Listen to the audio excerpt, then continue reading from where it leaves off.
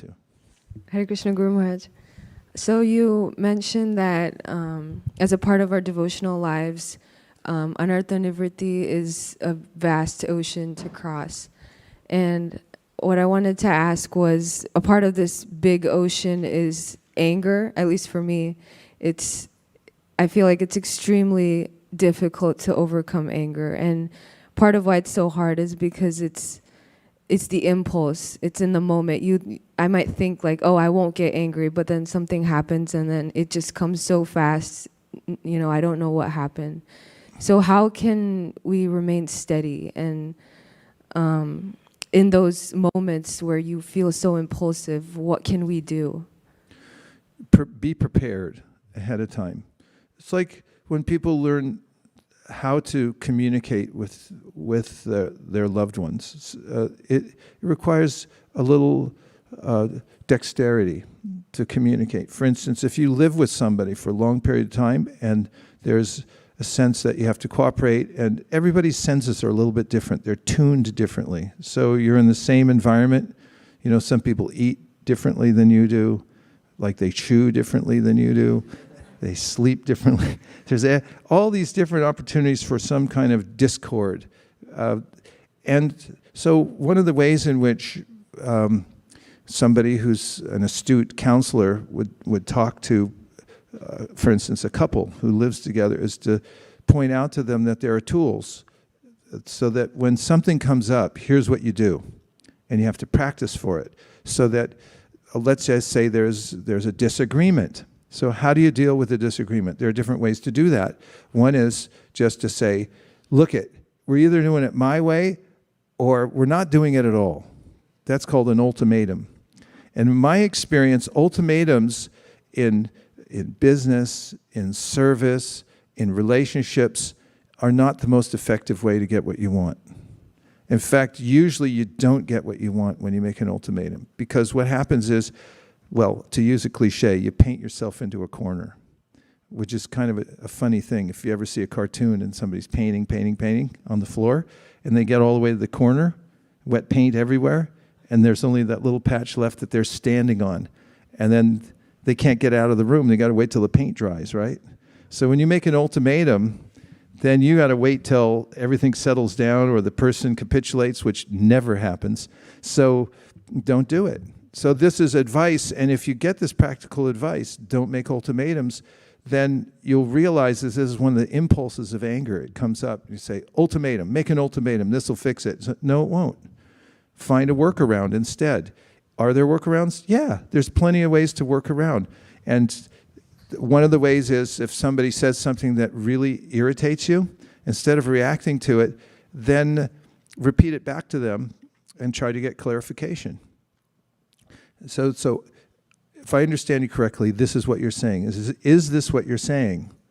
I'm just giving an example because whoever's asking the questions is getting clarity, because a question mark is like a little tennis racket. Somebody hits you something you don't like or you can't understand. Not that you don't like it necessarily. You may not like it, but if you don't understand it, you don't know how to answer it, you just gently knock it back into their court and say, look, could you tell me exactly what you mean by this? And then if they're reasonable, then they may say, this is what I mean. It's like, oh, that's what you mean.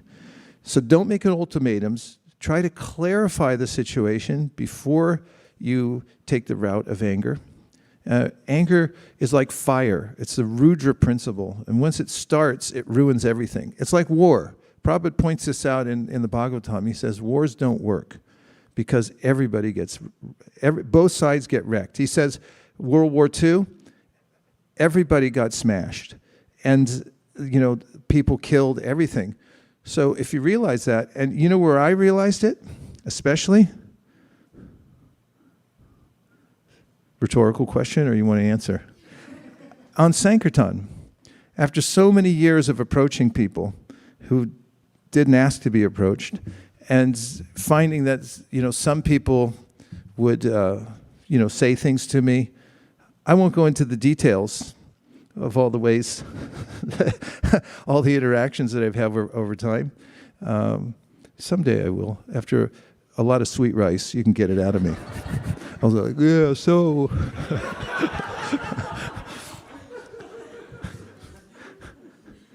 But I learned a lesson, and that is one molecule of anger from me blows up into something inordinate that comes out of them. It was special. It's a special forum being on Sankirtan because Kṛṣṇa puts it right before your eyes. They say, I put one molecule of anger, and what did I get back? A waterfall. You know, they just kept coming. Flash flood, washed away. Kentucky, you know, gone in 2 days. And like, that's what happens when you get angry. And if you realize that, you're able to read the śāstra and listen to Krishna's words. He says, don't act like that. Do it in another way. And you learn some tools. You know, when it comes up, you go, oh, good, this is my, first the urge comes up. And then you think, your intelligence takes over and you think, oh, good, now I get a chance to practice. Watch this. Kṛṣṇa, I'm going to do it. Here I go. And you feel so satisfied, and then you'll notice that the environment changes. The person that you're interacting with, they suddenly go, wait, what? You're not going to fight on this? What happened to you? And then they calm down too. The whole situation comes down. And you start to realize that, wow, Krishna's advice in the Bhagavad-gītā works in commonplace things. It's not such a heady thing. It's for some yogi in the Himālayas. It's for us, for living our daily lives, interacting with people that we don't like how they chew. And so, like, this thing, when I was a kid, I didn't like the way my brother chewed. Would you stop it? You know, like, yeah, I'll stop this. So apply the principles and be ready. Prepare yourself ahead of time. So I don't like leaf blowers. It's the thing I like least in the world. I'm admitting it right here. I think it's the worst invention that was ever made. I hate it. It ruins the world. Leaf blowers have ruined the world. I'm saying it right now. A perfectly nice environment, and there's stuff flying all over the place. Little bugs down there going, whoa, hurricane. You know, in the old days, there used to be a rake. You know, I could hear that sound like, oh, it's autumn time. The leaves are here, rake. You know, oh, how nice. But and so the other day, in my town in Burlingame, you can only blow those things by ordinance on Tuesday. But somehow my beautiful neighbors have people come over at all these odd times, and I'm trying to concentrate.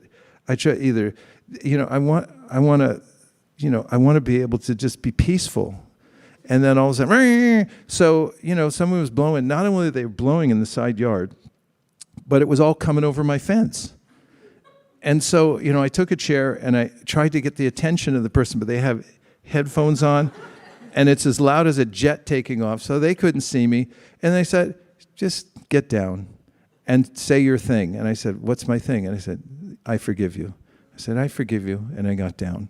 And I put the chair back. And it was a garden chair because I was sitting out there chanting, and I wanted to let them know it was the wrong day. I mean, it's okay to let them know the wrong day, but I caught myself. I could say, okay, this is like, you could tell you stood up, you're going to make a statement. Be cool, calm down, because, oh yeah, chill, be chill. Cool is from the 60s. Now it's chill, be chill. I was chill. So I chilled, and I'm chill, but I was ready. I said, I forgive you. He couldn't hear me, but I could hear me, and Kṛṣṇa could hear me. And he said, yeah, good little, you know, trying to be a devotee person. So you can do that. Take it as your project. Write it as your top goal. You know, write your goals down. It's like how to be prepared when I get angry, because then it's in your mind. And when it comes up, then you're ready. And that's progress in life. It's really in the trenches progress. Go for it. Try it. I forgive you. Come on, with a little more, I forgive you, a little more feeling. I forgive you. Do it. See, keep practicing. Look in the mirror. Forgive yourself too, because we get down on ourselves so much because we live with ourselves. And you're like, yeah, I know you. I've seen you around for many lifetimes. I know what you've been doing.